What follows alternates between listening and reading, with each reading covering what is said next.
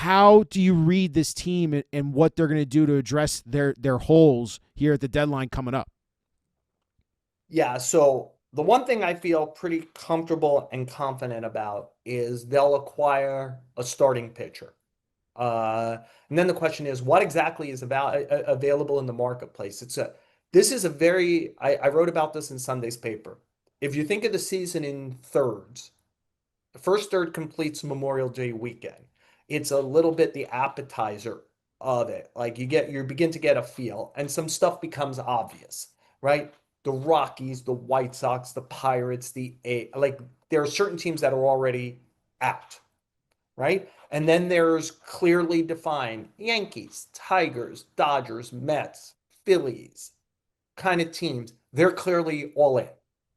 And now we've never had a larger group in the middle because of the three wild cards in both leagues and wild cards doing well every year in the postseason.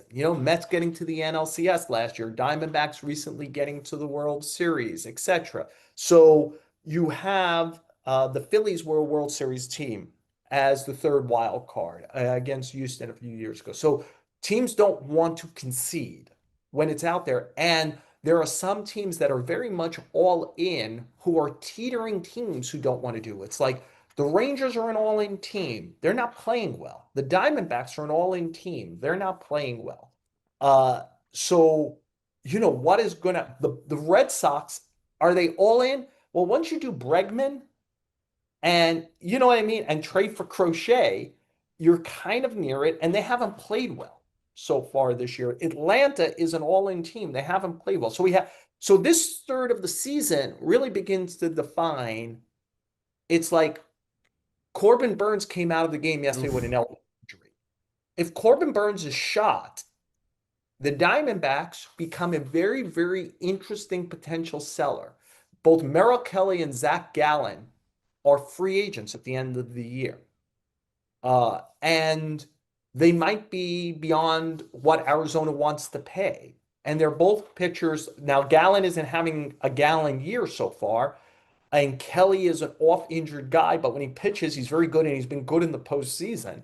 So, like, throw those two guys. Like, if the Diamondbacks are in this because Burns is hurt and it's not firing, right? So you have those two guys. Plus, once AJ Puck gets healthy, it's an interesting late inning bullpen guy who could be available. Eugenio Suarez is a free agent at the end of the year, plays third base.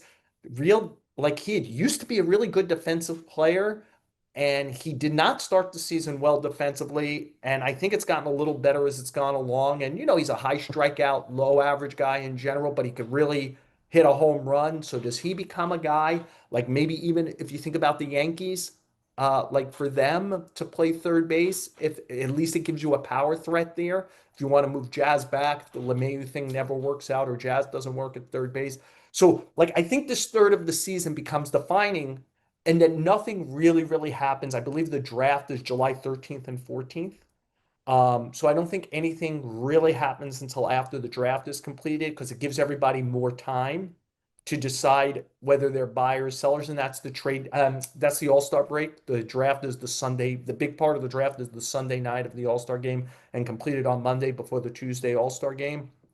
So I think you have that. So I think if we were sitting here today, I think it would be hard to believe that the Yankees won't invest in a starting pitcher. Because like one of the things we don't know also is it's funny, I was talking to a Yankee person recently, and they're like, we think Luis Gil is really good, but Luis Gil doesn't have a track record. So like when he comes back, it's not inconceivable that Luis Gil could struggle. Coming off like he's coming off an inch. So he goes like, so that the point being, I just think the Yankees have enough questions in enough different places where they'll go get a starting pitcher between now and the deadline. I think they'll add a reliever Mm-hmm. because that's what's in most volume. And if they could pick up somebody they trust to deal with the final 6 to 9 outs of the game, I think they'll do that. And I think that uh, they'll get a righty hitter who helps them at second and or third and or corner outfield, notably left field. They have to if you're playing for everything, at some point you have to pull the plug on Dominguez batting right-handed. Like not on a big picture thing. Like I'm not saying give up switch hitting. It's not part of 2026.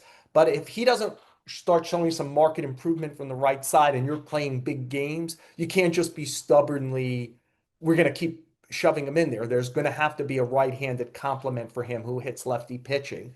And so it's like one of the things that happened over the years, like by Stanton not being able to play the outfield, you lose that potential for that, certainly in Yankee Stadium, a big left field. So Yeah.